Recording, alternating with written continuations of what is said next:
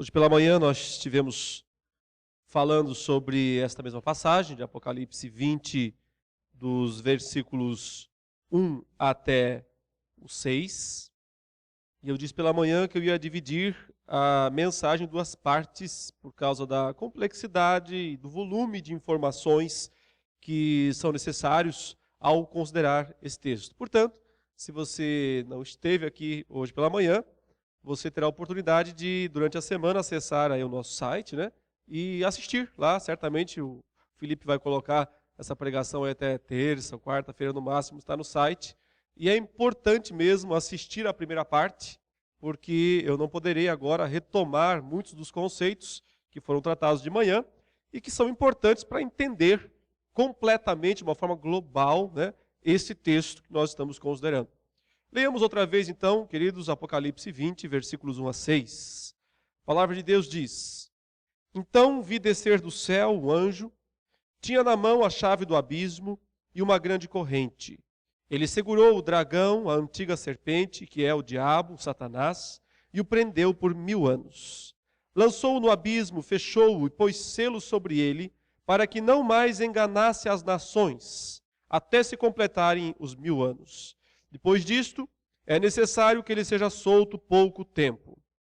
Vi também tronos, e nestes sentaram-se aqueles aos quais foi dada autoridade de julgar. Vi ainda as almas dos decapitados por causa do testemunho de Jesus, bem como por causa da palavra de Deus, tantos quantos não adoraram a besta, nem tampouco a sua imagem, e não receberam a marca na fronte e na mão. E viveram e reinaram com Cristo durante 1000 anos. Os restantes dos mortos não reviveram até que se completassem os 1000 anos. Esta é a primeira ressurreição.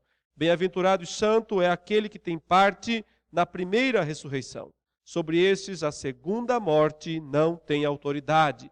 Pelo contrário, serão sacerdotes de Deus e de Cristo e reinarão com ele os 1000 anos. Tendo estabelecido, então, pela manhã, inclusive, aqui, que a posição chamada amilenista é aquela que entende que o milênio já começou. O milênio não é algo que vai acontecer ou que vai começar lá na segunda vinda de Jesus, mas o reinado milenar, esse reino de Cristo, foi inaugurado aqui neste mundo, nos céus e na terra, exatamente na primeira vinda de Jesus. Quando Cristo disse: toda autoridade me foi dada nos céus e na terra. Então, o Cristo que assumiu o reino, que conquistou a autoridade total, definitiva, nos céus e na terra, é o Cristo que reina, não que reinará. Ele já está assentado no trono de Davi, nesse sentido. Ele já é o Rei dos reis e o Senhor dos senhores. E neste momento, lá no céu, à direita de Deus, ele é o Rei soberano sobre céus e terra. E este Rei soberano impôs sob o dragão severas limitações, severas restrições, que são descritas aqui simbolicamente como sendo segurar, prender, lançar no abismo, tudo isso com o intuito de que Satanás não mais enganasse as nações. Isso se cumpriu lá na ressurreição de Cristo, lá na ascensão de Cristo, quando Cristo retornou aos céus, e então o dragão e seus anjos foram expulsos do céu, lançados para a terra, atirados para a terra, restritos agora a este mundo, onde, apesar de eles poderem tentar, perseguir e realizar muitos males no mundo, contudo, eles não podem fazer uma coisa que o texto aqui diz: eles não podem enganar as nações.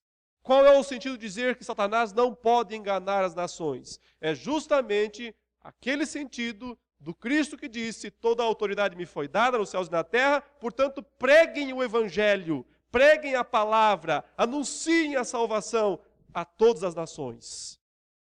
Essa foi a restrição que Satanás sofreu com a vitória de Cristo na cruz e na ressurreição e na ascensão. Hoje, desde o dia da ressurreição de Cristo, desde o dia da ascensão até hoje, reina o Senhor. E em toda a terra o seu nome é proclamado. Nada nem ninguém pode deter o avanço do Evangelho em todo este mundo. Até o fim dos 1000 anos. Quando se findarem esses 1000 anos, que não são literais, não são 999 mais um, mas são um período de tempo simbólico, um período completo de tempo, simbolizado pela expressão 1000. Mas que para o Senhor, o próprio texto de 2 Pedro 3 diz, que vale um dia como 1000 anos é como um dia. Ou seja, a data fechada não é importante para o Senhor, e sim o período de tempo apropriado que Deus designou para cumprir seus propósitos aqui neste mundo. Agora, eu quero me deter no texto especificamente, para nós tentarmos entender muitas das expressões complexas, difíceis que esse texto tem. Vou tentar explicar então, a partir desta visão, de que o reinado milenar de Jesus já está em atuação desde a primeira vinda, tentar então entender o significado de termos como primeira ressurreição, segunda morte, essas expressões complicadas, né, da passagem. E depois, no final, eu pretendo responder àquele questionamento maior que é feito muitas vezes contra esta visão de que nós já estamos no milênio, que é a ideia de que se Deus não estabelecer um reino milenar na terra, literal, com o povo judeu, depois da segunda vinda de Jesus, então as promessas de Deus feitas a Israel ficariam sem cumprimento. Deus teria falhado nas suas promessas. Eu vou tentar responder na segunda parte esse questionamento e mostrar como isso não tem perigo de acontecer e como a própria Escritura então nos revela o sentido do cumprimento daquelas profecias antigas. Vamos, meus irmãos, olhar então para a passagem. Nós já nos detemos bastante nos versículos 1, 2 e 3 pela manhã. Quem não assistiu, acessa lá o site da igreja, assista a pregação inteira. Agora, eu quero me deter mais aqui a partir do versículo 4, quando ele diz assim: vi também tronos, e nestes sentaram-se aqueles aos quais foi dada a autoridade de julgar. Vi ainda as almas dos decapitados, por causa do testemunho de Jesus, bem como por causa da palavra de Deus, tantos quantos não adoraram a besta, nem tampouco a sua imagem, não receberam a marca da fronte na mão, e viveram e reinaram com Cristo durante os 1000 anos. Então veja um contraste aqui. Enquanto nesse período milenar, nesse reino milenar, Satanás está restrito, ele está com sua força maior quebrada, não pode mais enganar as nações, não pode impedir o evangelho de ser pregado em toda a terra. Ao mesmo tempo, então, nós temos o lado de Satanás restrito e do outro lado, almas reinando com Cristo. A pergunta é, quem são essas almas? A outra pergunta é, onde elas estão? Normalmente, nas visões que pensam que isso diz respeito ao futuro, que haverá uma ressurreição lá na frente, e aí vai começar o milênio, então tende-se a localizar esses tronos aqui e essas pessoas que estão reinando lá no futuro. Mas observe que o texto não está dizendo isso. Primeiro ele diz que viu tronos. E então se assentaram algumas pessoas se assentaram nesses tronos. São as pessoas que têm a autoridade de julgar. Sempre que o Apocalipse localiza tronos, ele está falando de algo do céu. Ele não localiza tronos na terra. Lá no começo, quando ele falou dos 24 anciãos que estão ao redor do grande trono de Deus, eles também estavam assentados em tronos. E representavam a igreja do Antigo e do Novo Testamento. Os 12 patriarcas mais os 12 apóstolos. 24.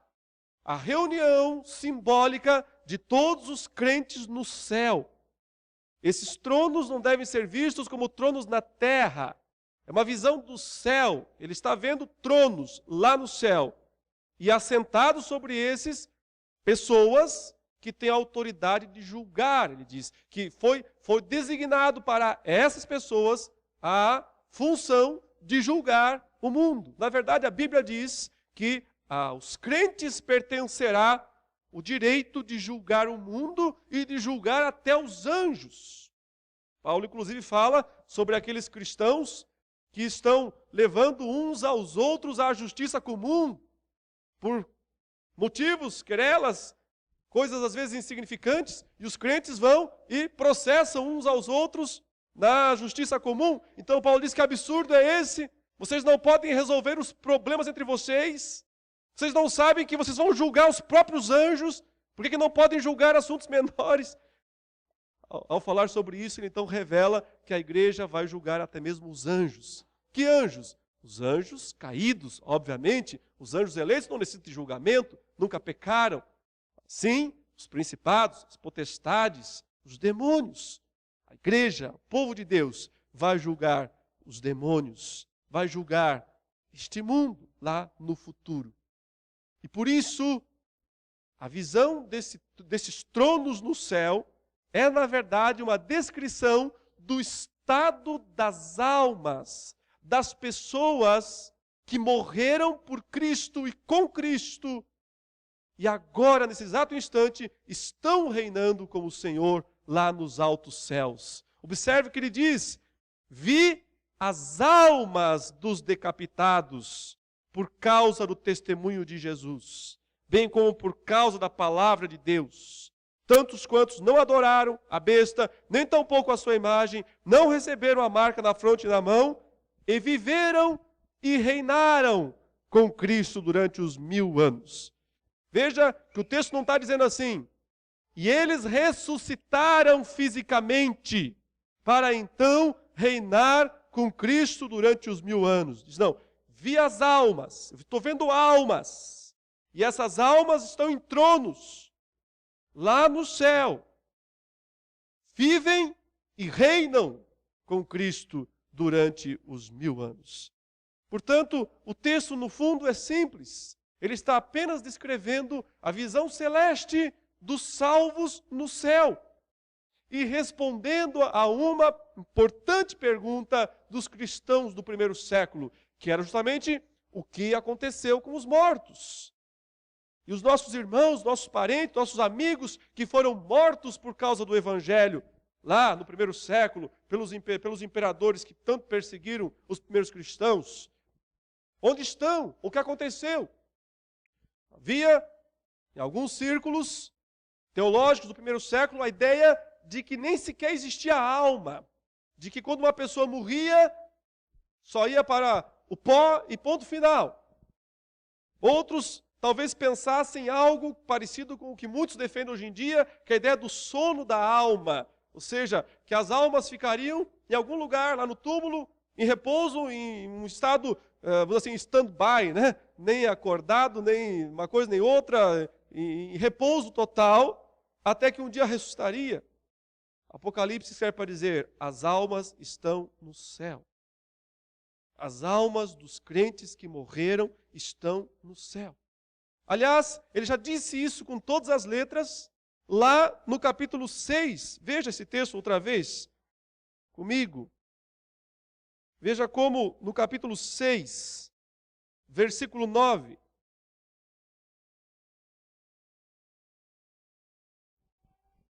Quando ele estava falando ainda da segunda sessão, contando pela segunda vez a história que ele repete 7 vezes.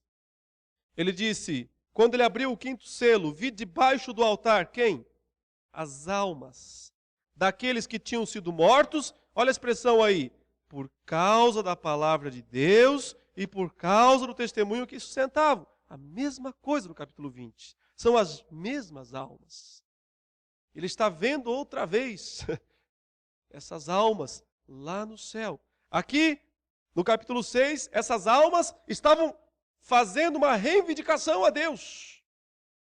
Veja que elas se apresentam, diz o versículo 10, clamaram em grande voz, dizendo: até quando, ó soberano Senhor, santo e verdadeiro, não julgas, nem vingas o nosso sangue dos que habitam sobre a terra?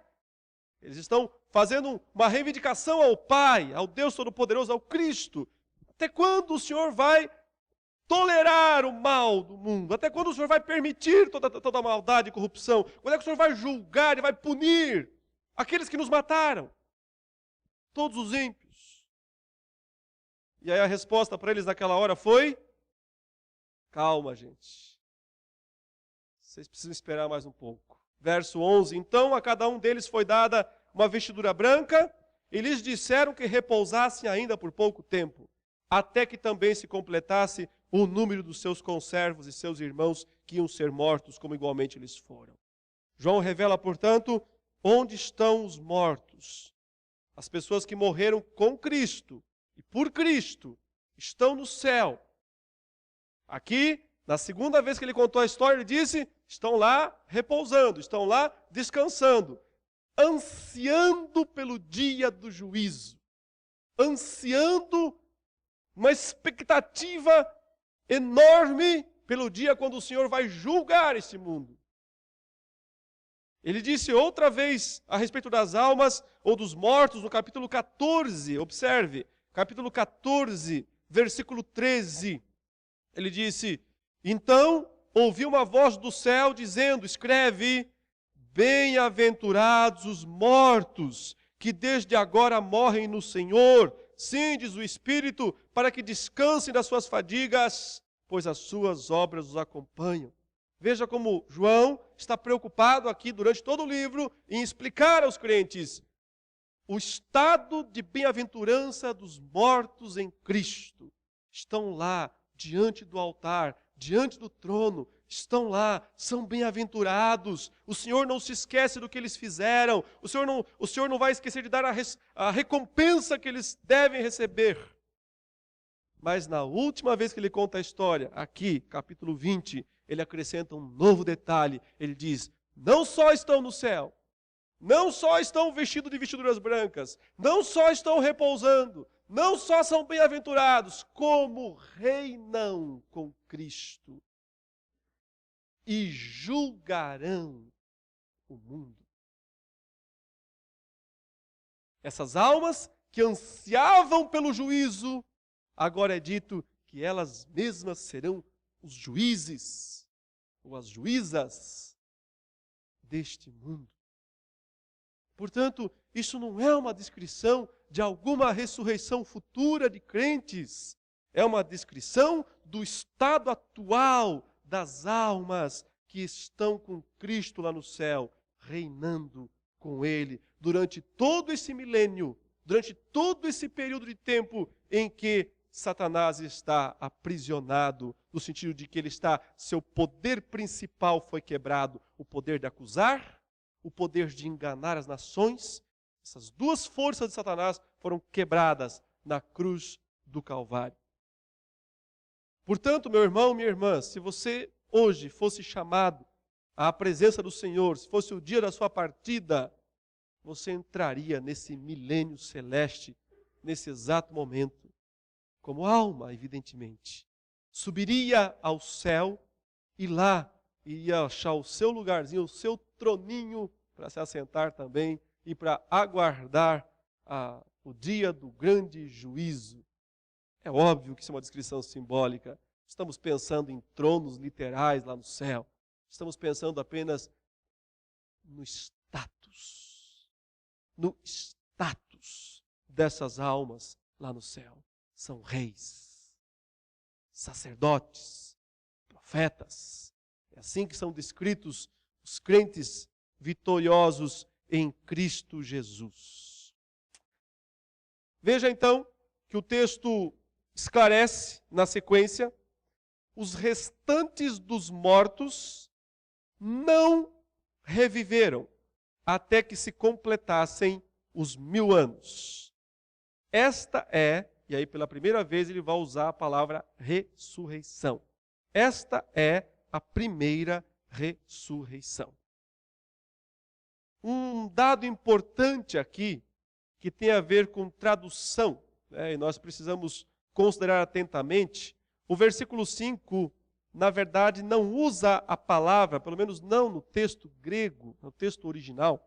O texto que João, o apóstolo, escreveu, ele não disse assim, olha, os restantes dos mortos não reviveram. Esse re, que está aqui, inclusive na nossa versão Almeida, Revista e Atualizada, foi uma dedução do tradutor. Ele imaginou, o tradutor, os tradutores, que a palavra viver ficaria um tanto quanto vaga, porque ele estava pensando, sim, quando traduziu esse texto, que o milênio era lá na frente. Os tradutores estavam pensando, sim, que lá na frente é que aconteceria o milênio. Por isso, ele traduziu aqui como reviveu. Mas o termo grego não é reviveu, é viveu, apenas. Então, o sentido é esse. Os restantes dos mortos continuaram mortos. Essa é a ideia. Eles não viveram, eles não têm vida. Eles estão mortos. Porque eles não estão no céu. Porque eles não estão lá em tronos, sentados em volta do grande trono de Deus. Mas porque eles estão no inferno. Na morte eterna, no começo da morte eterna. Eles estão no inferno. Ainda não no lago de fogo, que é o inferno definitivo, final. Eles estão no Hades, que é a expressão do Novo Testamento para inferno. Por isso não pode dizer que alguém que está no inferno está vivendo. Na verdade, ele está morrendo, ainda que vivo. Complicado isso, né? Não posso dizer que quem está no inferno está vivendo. Isso não é vida. Ele tem uma existência lá. Ele existe. Ele é real. Ele tem sentimentos. Ele tem sensações. Mas não posso chamar isso de vida. Isso é morte. Morte eterna. Punição. Portanto, o que o texto está querendo mostrar é justamente a diferença do estado onde estão as almas dos que morrem, dos crentes e dos incrédulos. Os crentes estão reinando, vivendo e reinando com Cristo nos céus. E farão isso durante todo esse período até que Cristo retorne. Os ímpios não estão vivendo. Eles estão no estado de morte. Um estado irreversível. Só vai piorar quando o inferno atual for absorvido pelo lago de fogo, que é a descrição do final aqui do capítulo 20, nós consideraremos em tempo oportuno. Observe então que João chama este viver das almas no céu de primeira ressurreição. E diz que aquele que participou da primeira ressurreição, diz o versículo 6, esse não sofrerá dano da segunda morte. Por causa da interpretação literal dessas passagens, é que muitas pessoas fizeram aquele esqueminha na cabeça, que na verdade é um esqueminha falho, mas, interpretando literalmente, dá essa ideia. Então, por isso que os pré-milenistas dispensacionalistas criaram aquele esqueminha, de dizer o seguinte: Cristo vem dos céus, e aí os crentes verdadeiros ressuscitam. E os ímpios não ressuscitam. Aí, os crentes verdadeiros sobem para se encontrar com Cristo nos ares. E vão ficar com ele lá um tempo. E depois, mais tarde, é que os ímpios vão ressuscitar. E aí eles dizem, a primeira ressurreição é a dos crentes. A segunda ressurreição é a dos ímpios. Parece fazer sentido neste texto, se você interpretar o texto literalmente. Mas como nós temos mostrado que a descrição é simbólica, então essa interpretação cai. E aliás, em nenhum outro lugar da Bíblia se fala de duas ressurreições. Uma para crentes, outra para ímpios. Todas as vezes que a Bíblia fala em ressurreição, ela diz de crentes e de ímpios. Só há uma ressurreição final para todos, crentes e ímpios. Jesus disse que quando ele voltasse, muitos que dormiam, o pó da terra, iam ressuscitar, uns para a glória, outros para o vexame, a vergonha. Isso também está no livro de Daniel. Não há ideia de intervalo entre ressurreições. E este texto, que é simbólico, não está querendo dizer isso.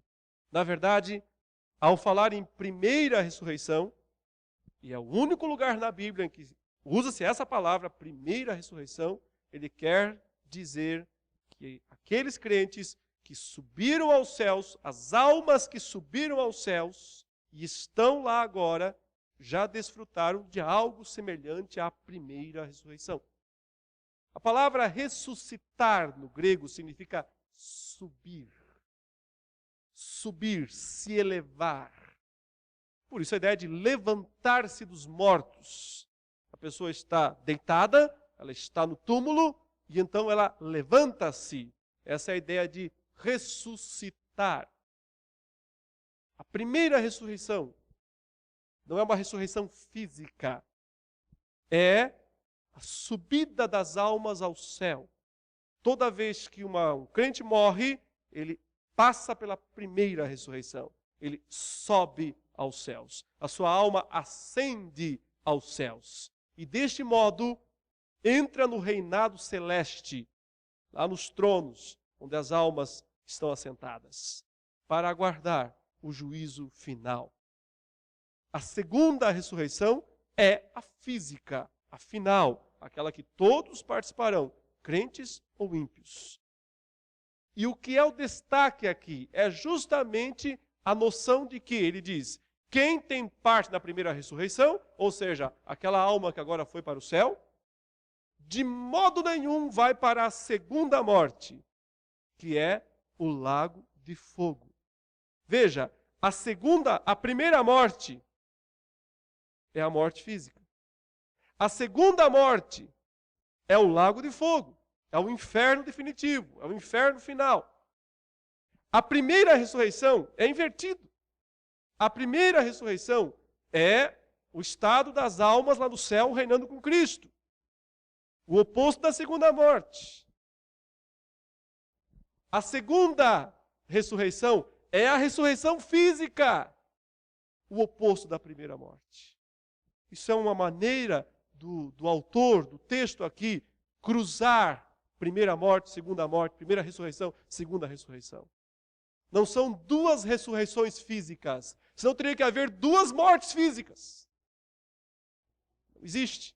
A primeira morte e a segunda morte tem a ver com, primeira, morte física, segundo, morte eterna. Primeira ressurreição, subida da alma ao céu. Segunda ressurreição, ressurreição física. Esse é o sentido da passagem. Não devemos esperar, portanto, ressurreições intervaladas, como se Deus tivesse dois momentos para ressuscitar as pessoas. E por isso o texto diz: tenha certeza do estado de bem-aventurança daquelas almas que morreram com Cristo. Elas estão no céu, elas vivem, elas reinam com Cristo e reinarão durante toda esta era. Mas lá no final do milênio, lá no dia da segunda vinda de Jesus, as almas retornam para ressuscitarem e para nunca sofrerem dano da segunda morte. Agora, meus irmãos, algumas observações específicas em relação a essa ideia, ou contra essa ideia, de haver um milênio literal aqui neste mundo depois da segunda vinda de Jesus. A primeira delas é que as passagens não simbólicas, veja, Apocalipse é uma passagem simbólica. Agora, as passagens bíblicas não simbólicas, como as cartas, como as epístolas, por exemplo, sempre descrevem que quando Jesus volta, não vai haver um intervalo de um reino milenar na terra, mas vai haver o novo céu e a nova terra. Peço que vocês leiam outra vez 2 de Pedro, capítulo 3, que é o texto fora do Apocalipse, o texto que mais descreve a segunda vinda de Jesus e a destruição deste mundo e a consumação dos propósitos de Deus, principalmente contra aqueles que achavam que Jesus estava demorando muito para voltar. E olha que tinha passado só uns 40, 50 anos no máximo. E já estavam todo mundo aqui nervoso, né, dizendo, Jesus não vai voltar, não vai voltar. Está só 40 anos, 50 anos no máximo. Estamos 2000 anos depois, não é? E ainda precisamos esperar que ele volte. Por quê? Porque um dia é como 1000 anos é como um dia. Então não é que o Senhor retarda a sua promessa, é porque ele é longânimo, é porque ele está esperando até que o evangelho seja pregado em todo o mundo. E aí, Pedro, então, esclarece no verso 10 que a volta de Jesus vai ser surpresa. Ninguém pode marcar a data. Surpresa total. Ele diz, virá, entretanto, como ladrão o dia do Senhor, no qual os céus passarão com estrepitoso estrondo, os elementos se desfarão abrasados, também a terra e as obras que nelas existem serão atingidas. Veja, não está falando de 1000 anos, está falando quando ele vem, ele vai derreter a terra. Quando ele vem, não vai estabelecer uma cidadezinha lá em Jerusalém para reinar. A vinda de Jesus é uma vinda catastrófica para este mundo. Quando ele retorna em poder e glória, todo olho o verá. Ele vem para destruir todo esse sistema mundano. Por isso, o verso 11 diz, visto que todas essas coisas hão de ser assim desfeitas, deveis ser tais como os que vivem em santo procedimento e piedade. Agora veja o verso 12. Esperando e apressando a vinda do dia de Deus, por causa do qual, do dia de Deus, do dia da vinda do Senhor, os céus incendiados serão desfeitos e os elementos abrasados se derreterão. Aí o verso 13 diz, nós, porém, segundo a sua promessa, esperamos o milênio. Não. Esperamos novos céus e nova terra, nos quais habita a justiça. Quando Cristo volta do céu, ele não volta para estabelecer o milênio, até porque ele já fez isso. Ele volta para o novo céu e para a nova terra. Ele volta para derreter esse mundo. Uma vez esse mundo foi destruído com água, é o que o texto fala. A segunda vez é com fogo. E na segunda vinda de Jesus, é uma vinda de destruição deste mundo. Não tem nada de milênio aqui. Não tem nada de um adiamento do fim, nada disso. Quando ele volta, ele destrói esse mundo e cria novo céu e nova terra. O retorno de Jesus é para estabelecer o novo céu e a nova terra. Até porque, meus irmãos, pensem bem, qual o sentido haveria de Cristo retornar do céu e aí nós vivermos aqui neste mundo por mais 1000 anos, num mundo decaído ainda. Nós já transformados, corpos glorificados, e vamos ter que aguentar mais 1000 anos aqui nessa terra, vendo dor, morte, sofrimento, que vai continuar. Se eu tiver que estar lá, estarei. Se o Senhor tem esse plano, Ele é soberano, Ele faz o que Ele quer, mas que eu vou ficar olhando para o relógio o tempo todo, eu vou. Já passaram quantos anos? 550? Legal, falta mais 450 só. O que eu quero é o novo céu e a nova terra.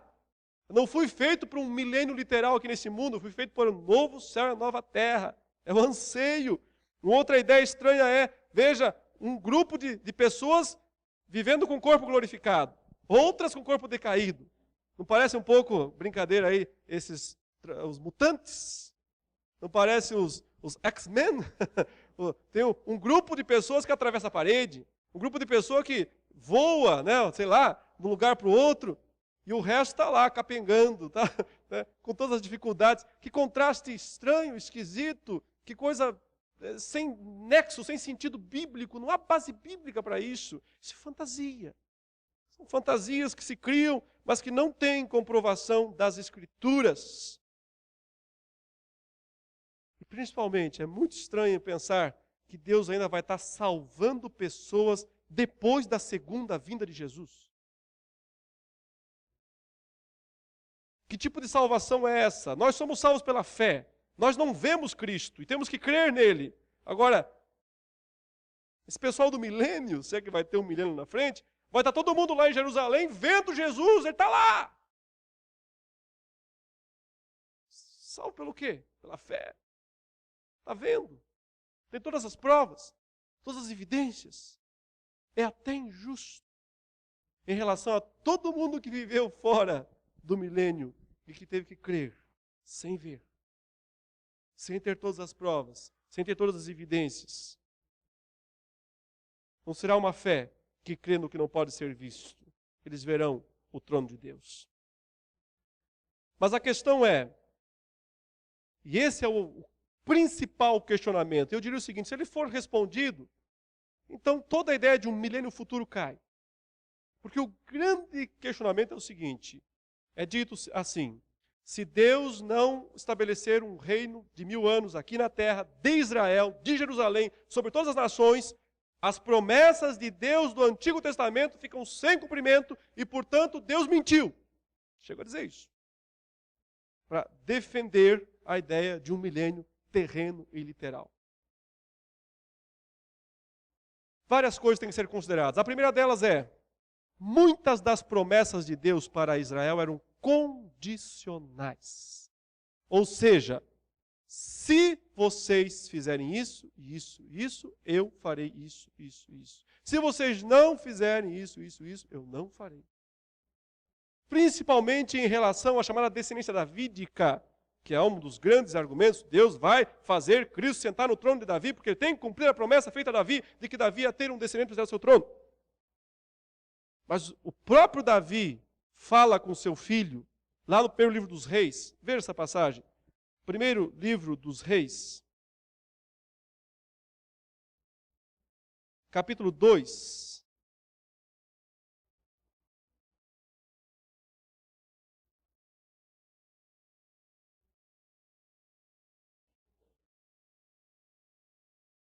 Primeiro livro dos Reis, capítulo 2. Versículo 1 em diante, aproximando-se os dias da morte de Davi, deu ele ordens a Salomão, seu filho, dizendo: Salomão, senta aqui e escuta o que eu vou te falar. Eu vou pelo caminho de todos os mortais, eu vou morrer. Coragem, pois, de ser homem, seja corajoso.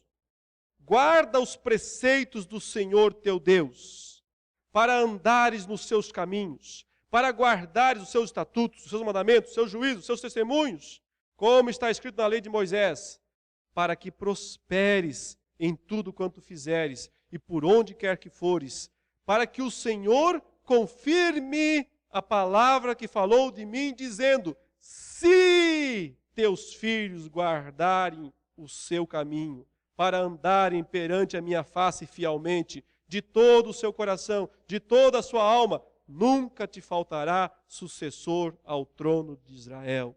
Se, ele diz, se vocês guardarem, se vocês permanecerem.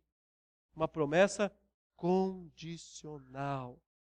Desde o dia que Israel falhou, e Israel falhou em cumprir a aliança de Deus, Deus não tem mais nenhuma obrigação com o reino de Israel. Não há motivo nenhum para as pessoas ficarem olhando para o Oriente Médio e esperando o que Deus está fazendo lá. Tem que olhar para a Bíblia, não para o Oriente Médio.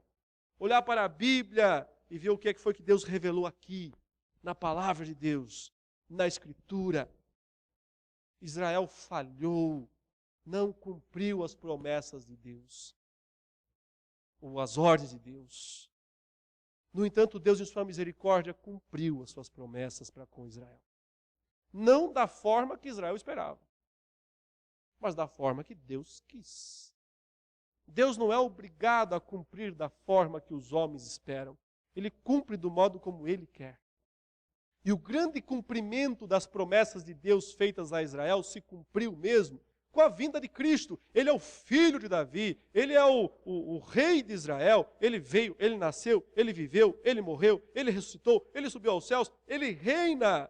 Todas as promessas de Deus se cumprem na pessoa de Jesus e na igreja, que é o Israel de Deus no Novo Testamento. É isso que muitos crentes precisam entender. Há uma transição.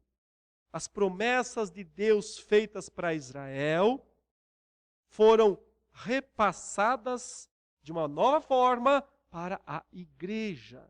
Deus continua cumprindo, mas do seu modo, da sua maneira, que nem sempre é uma maneira literal. Eu vou dar alguns exemplos para vocês entenderem como as promessas de Deus feitas a Israel não precisam se cumprir literalmente, mas se cumprem de um modo espiritual, de um modo que Deus planejou, que Deus quis.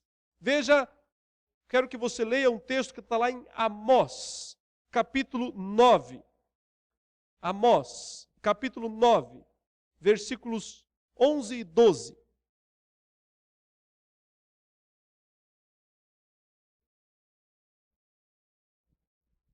Amós, capítulo 9, versículos 11 e 12, temos uma promessa de uma restauração de Israel. Naquele dia, levantarei o tabernáculo caído de Davi. Repararei as suas brechas, e levantando-o das suas ruínas, restaurá-lo-ei como fora nos dias da antiguidade, para que possuam o restante de Edom e todas as nações que são chamadas pelo meu nome, diz o Senhor que faz estas coisas. Olha, aqui está uma promessa que muitos dizem, isso aqui não só se cumpre se houver um milênio futuro literal e terreno. Porque isso aqui nunca se cumpriu na história. Então, se não houver um milênio literal e terreno, Deus falhou. Sua promessa falhou. Deus mentiu a respeito disso. O que não vem, muitas vezes, é que Deus já cumpriu isso aqui. Mas de uma forma inusitada. De uma forma, talvez, não esperada. Mas o próprio Novo Testamento afirma que isso aqui já se cumpriu. Onde? Vá comigo agora para o livro de Atos, no capítulo 15.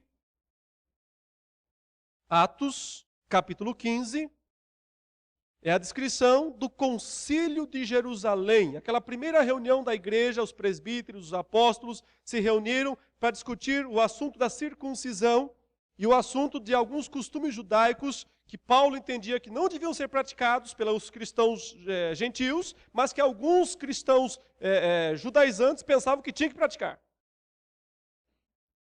E muitos achavam que se os gentios não praticassem essas coisas, não podiam fazer parte da igreja. Aí houve um monte de discussão, Paulo se levantou e falou, explicou como é que era, como é que ele fez. Daqui a pouco Pedro se levanta também e fala, olha meus irmãos, mais ou menos assim, antes eu tinha uma opinião diferente, até eu tinha uma opinião diferente de Paulo, mas agora não, eu entendo que é assim mesmo, Paulo está certo, os cristãos gentios não têm que guardar sábado, circuncisão, comida, bebida, essa coisa toda, isso acabou, isso passou.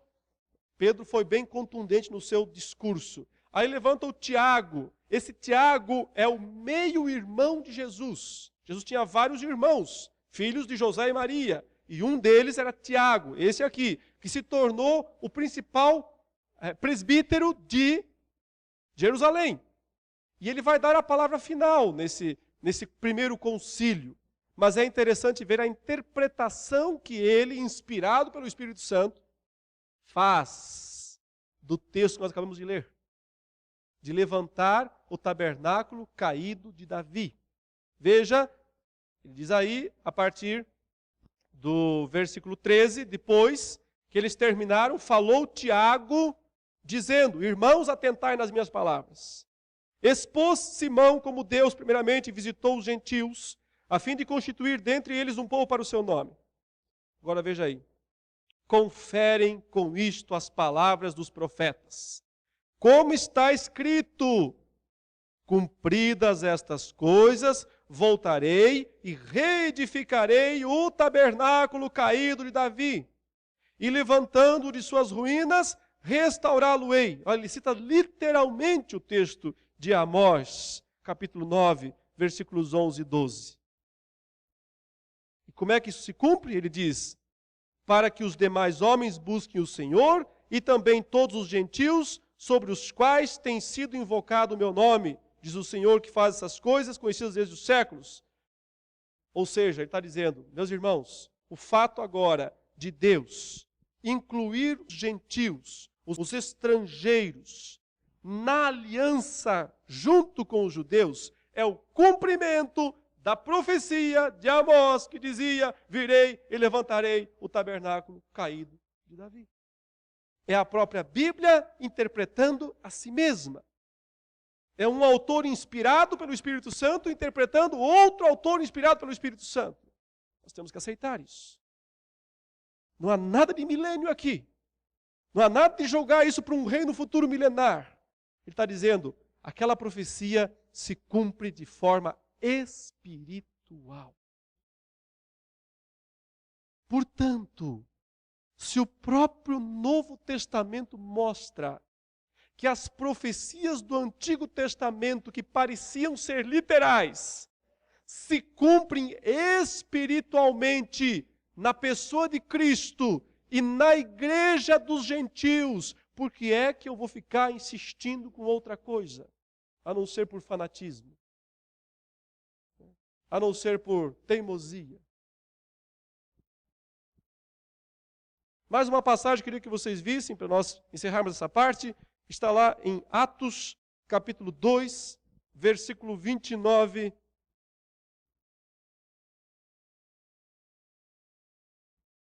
O discurso do próprio Pedro, no dia de Pentecostes, depois que desceu o Espírito Santo, Pedro se levanta, prega um sermão, 3.000 pessoas vão se converter, coisa extraordinária, mas ele fala algo muito especial aqui. Ele cita Davi, fala que Davi anunciou a ressurreição de Jesus. Está aí, veja, só para você confirmar, no versículo 25, porque a respeito dele, ou seja, de Jesus, diz Davi, diante de mim via sempre o Senhor, tal, etc, etc. Agora veja versículo 29.